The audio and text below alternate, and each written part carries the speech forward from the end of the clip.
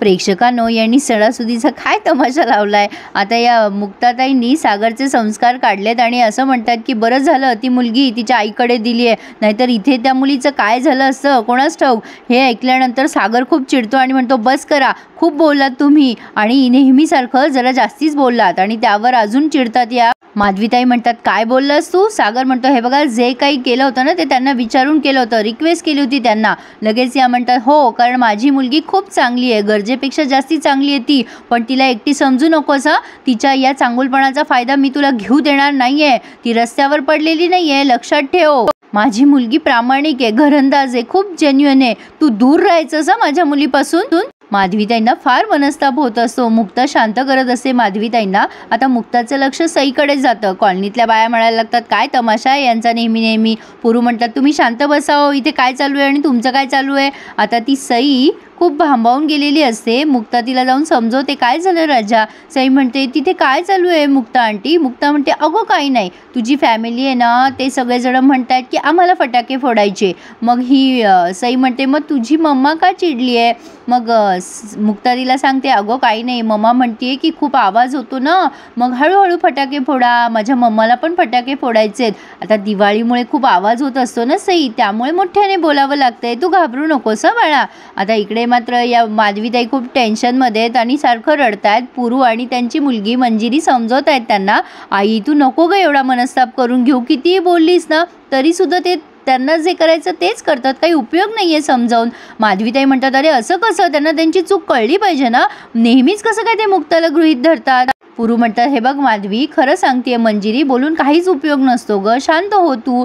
आणि माधवीताईंना मग मंजिरी म्हणते की आई हे बघ, निघते मी आता, मला जायचंय, उद्या लवकर निघायचंय मला, याचे मयुरेशचे मामा येणार आहेत। मग आता यांचं काय ते पर्सनली बोलणं झालंय, पण आता या सागरच्या वडिलांनी मुक्ताची माफी मागितली आहे।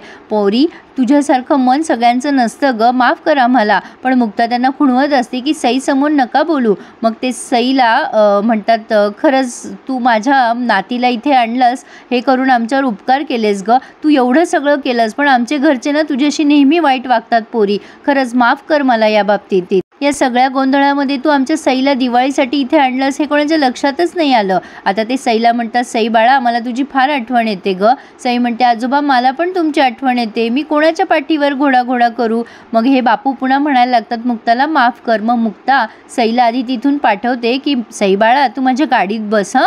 आता सई गाडीत बसायला जाते। मग हे बापू पुन्हा डोळ्यात अश्रू आणून मुक्ताची माफी मागतात, खरंच पोरी आमचं चुकलं ग, आम्ही तुला नाही समजून घेऊ शकलो। मुक्ता म्हणते, प्लीज तुम्ही माझी माफी वगैरे नका ना मागू, तुम्ही माझ्यापेक्षा खूप मोठे आहात। तुम्हाला खरं सांगू का, या जगामध्ये ना फक्त दोनच गोष्टी मला खटकतात, कोणी माझ्या आईला बोललं तर आणि सईला बोललं तर।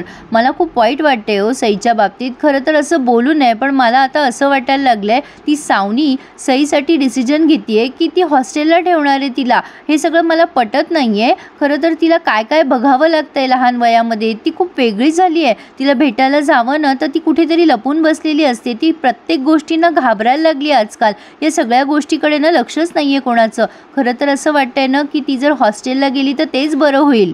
राग नका मानू, पण तिला हे सगळं बघावं तर नाही लागणार ना। बापू म्हणतात, ती बाई ना खूप दुष्ट आहे आणि हे सगळं व्हायला नकोय। आता मुक्ता म्हणते, हो मलाही हे असंच वाटतंय, पण आता काय करावं। खरं तर सई जर हॉस्टेलला गेली तर मलाच वेड लागायची पाळी येईल, रॅदर आपल्या सगळ्यांनाच, असं व्हायला नकोय। बापू म्हणताय, बरोबर बोलतीयस तू, पण थांब जरा पोरी, तू तिला लगेच नेऊ नकोस, मी तिच्या आजीला बोलवतो, तिला भेटू दे तिला जरा, आणि आपण बोलूयात नंतर या विषयावर, असं म्हणून ते इंद्राताईंना आवाज द्यायला गेलेत। मुक्ता म्हणते, हो मी इथे वाट बघते तुमची। आता ते बापू म्हणजे सगळ्यांनाच विचारताय, स्वाती तुझी आई कुठे गेली आहे। स्वाती घरात बघायला जाते इंद्राताईंना, कुठे गेली आहे मम्मी, आणि आत्ता तो इथेच होती, गेली कुठे। आता सगळीकडेच कल्लोळ माजलाय, म्हणजे सगळीकडेच तो सागरही म्हणतोय आई कुठे गेली, लकी म्हणतोय अरे दादूस तिलाच शोधतोय मी, मिहीर म्हणतोय काकू खाली पण नाहीये, कुठे गेली। आता सागर म्हणतो, अशी कशी गेली आई, कुठे गेली। तर आता ते बापू म्हणतात, अरे तुझी आई कुठे, केव्हाचा आवाज देतोय मी। सागर म्हणतो, तिलाच शोधतोय आम्ही, नाही सापडत ती। आता हे सगळेच जण घाबरून गेले। मुक्ता मात्र तिथे वाट बघतीये। तेवढ्यात आता हे यांच्या बिल्डिंगचे सिक्युरिटी दादा ते दार उघडतात आणि आतमध्ये अंधार असतो, लाईट लावायला जातात पण तिथला बल्ब खराब आहे, काहीतरी प्रकरण आहे त्या बल्बचं असो, पण आता तिथे इंद्राताई पडलेल्या अवस्थेत त्यांना दिसत आहे आणि ते खूप घाबरून जातात आणि मोठ्याने ओरडतात, अहो इंद्राताई इथे कसे काय पडल्या, अहो इंद्राताई इथे पडल्या हो. आता ते आवाज ऐकून सगळेच धाव घेतात आणि कसंबसं इंद्राताईंना त्या खोलीच्या बाहेर काढतात आणि इथे खूप जोरात यांची चर्चा सुरू होते. मुक्ता पण सईला एका शेजाऱ्यांच्या काकूकडे सोडते, राणेताई तुम्ही हिला बघा हं, मी आत्ता आले. आता काय प्रकार सुरू आहे म्हणून मुक्ता तिथे गेली आहे, तर ती बघते तर त्यांचे पल्स रेट कमी झालेले असतात. ती स्वाती ओरडते मुक्तावर, ए तुझं डोकं कशाला लावतेस ग. बापू म्हणतात, अगं डॉक्टर आहे ती, बोलू दे तिला बाई. मग या राणे काकू सईला म्हणतात, चल मी तुला रव्याचा लाडू देते, कारण सई तिथे जाणार असते ना त्या गर्दीमध्ये.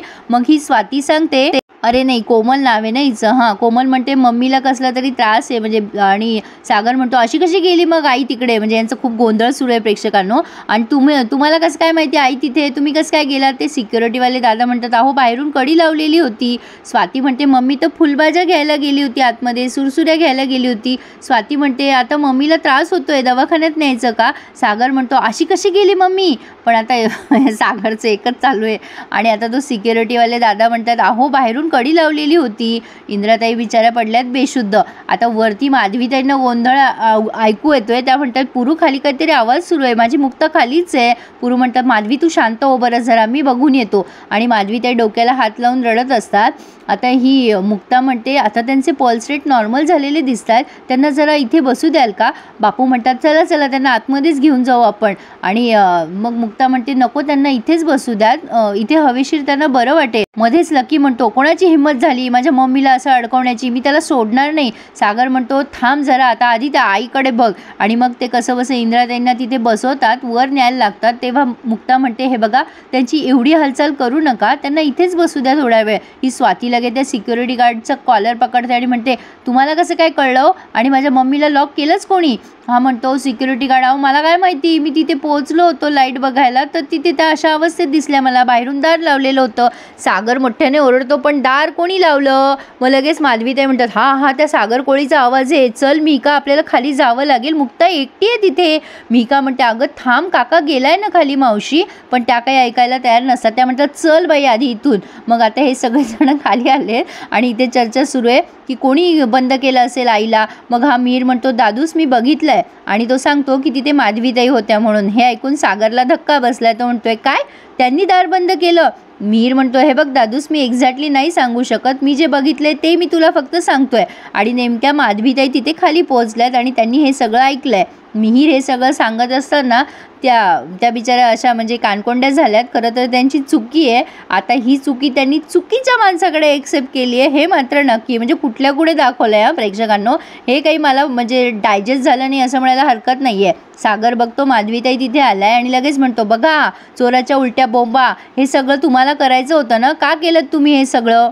तुम्हाला जे करायचं आहे ना, जे बोलायचं आहे ना ते मला बोला, माझ्या आईला कशाला टार्गेट करताय हो. आता हे सागरचं बोलणं ऐकून मुक्ता भडकते आणि ती म्हणते काय बोललात तुम्ही, माझ्या आईला कसे काय बोलतायत तुम्ही. आणि तो जे सांगतोय ते त्यांनी फक्त बघितलंय, माझ्या आईने कडी लावली आहे असं नाही बोलत आहे ना तो. काय रे मिहीर तू स्वतः बघितलं का डोळ्याने माझ्या आईने कडी लावताना. मिहीर म्हणतो नाही पण मी जे बघितलं तेच सांगितलं. आता याच्यात हा मिहीर अडकलाय प्रेक्षकांनो, म्हणजे आता भांडणं कुठल्या कुठे चाललेत बघा. म्हणजे तमाशा बघायला मजाच येते असं म्हणायला हरकत नाहीये. आता ही मुक्ता त्या मिहीरला जाब विचारते तू बघितलं म्हणजे काय माझ्या आईनेच केलंय का. पण माधवीताई मात्र भामट्यासारख्या बिचाऱ्या उभ्या आहेत बाजूला. मुक्ता आता त्यावरून मिहीरलाही खूप ऐकवते आणि आता सागरला ऐकवते, काय हो जेव्हा बघाव तेव्हा माझ्या फॅमिलीला टार्गेट करत असता तुम्ही. काय तर म्हणे आम्ही किडनॅपिंग काय केली, आम्हाला जेलमध्ये काय टाकता, आणि आता म्हणे तुमच्या आईला पण माझ्या आईनेच हे केलं. आता सागर म्हणतो त्यांना बोलू द्या ना, तुम्ही कशाला मध्ये मध्ये बोलताय. माधवीताईने डोक्याला हात मारलाय. पण मुक्तानं बरंच काही ऐकवते प्रेक्षकांनो सागरला याच्यावरून. सागर म्हणत असतो त्यांना बोलू द्यात ना तुम्ही का मध्ये मध्ये बोलताय. आता मुक्ता म्हणते जसं तुम्ही बोललात ना तसं मी पण तुम्हाला सांगतेय, माझ्या पण आईला बोललेलं ना मला अजिबात पटत नाहीये. आणि तुम्ही काय एवढं आम्हाला शिकवता हो, प्रत्येक वेळेला तुम्ही आम्हालाच टार्गेट करता. तुम्हाला काय वाटलं आम्ही काय घरंदाज लोक नाही आहोत. एवढं सगळं झाल्यावरही पुन्हा माझ्या आईची मदत मागायला येऊ नका म्हणजे झालं, कारण तुमची सवयच आहे ना, तुम्ही वाटेल तसं बोलता लोकांना आणि पुन्हा त्यांच्याकडेच मदत मागता. आता पुन्हा सागर म्हणतो तुम्ही जरा शांत बसा, त्यांना बोलू द्या ना त्यांनी काय केलंय ते. पण प्रेक्षकांनो आज काही हे कबूल करत नाही सत्य. सागर पुन्हा बोलायला लागतो ना तेव्हा ही मिहिका मध्ये पडते आणि म्हणते काय अहो प्रत्येक वेळेला तुम्ही मिहिरने सांगितलं काय बोलताय, तो काय फार चांगला मुलगा आहे का. आता मिहिर म्हणतो अगं मी काय असं बोललोय, मी जे बघितलंय तेच सांगतोय ना. मिहिका म्हणते तू तर गप्पच बस रे, तू कसा आहे मला चांगलं माहिती आहे. तू ना हे सगळं मुद्दाम अटेन्शन घ्यायसाठी करतोय. मी तुला भाव देत नाहीये ना, म्हणून माझं अटेन्शन मिळावं म्हणून हे सगळं मुद्दाम सीन क्रिएट करतोयस ना. तू काय समजतोस रे मला. प्रत्येक वेळेला एक तर माझ्या ताईला बोलता नाहीतर मला बोलत असता. तुम्हाला काय वाटलं आम्ही घरंदाज मुली नाही आहोत का, तुम्हाला समजतं काय तुम्ही स्वतःला. आता तो मिहिर म्हणतो अगं तू चुकीचं समजतीये मी का, असं काही नाहीये. म्हणजे कुठे भांडणं चाललेत प्रेक्षकांना यांचे विचारूच नका.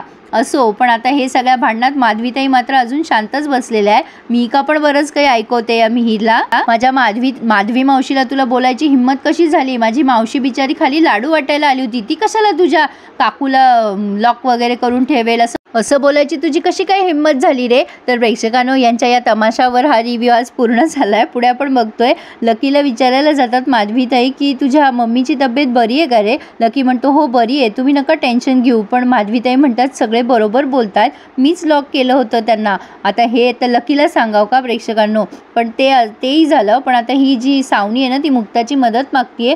उद्या ना सईच्या कस्टडीची हिअरिंग आहे, तू येशील का आमच्या बरोबर. आता सई बिचारी घाबरून गेली आहे. तर आता हा सागर मुक्ताला बरंच काही ऐकवतो. झालं का तुमचं डील करून, किती रुपयाची ऑफर दिली आहे त्यांनी तुम्हाला सईच्या कस्टडीबद्दल. आता मुक्ता त्याला काय उत्तर देते ते बघूयात. म्हणजे मुक्ता त्यांच्याकडनं साक्ष देणारे असं सागरचा गैरसमज झालाय. अरे देवा, भांडणं मिटवा म्हणा लवकर. केवढं टेन्शन आहे प्रेक्षकांनो, बाप रे बाप. असो, पण आवडला ना रिव्ह्यू तर मग लाईक करायला आणि चॅनल सबस्क्राईब करायला प्लीज विसरू नका. तुम्हा सगळ्यांना दिवाळीच्या खूप शुभेच्छा. So please subscribe my channel and enjoy my all reviews. धन्यवाद.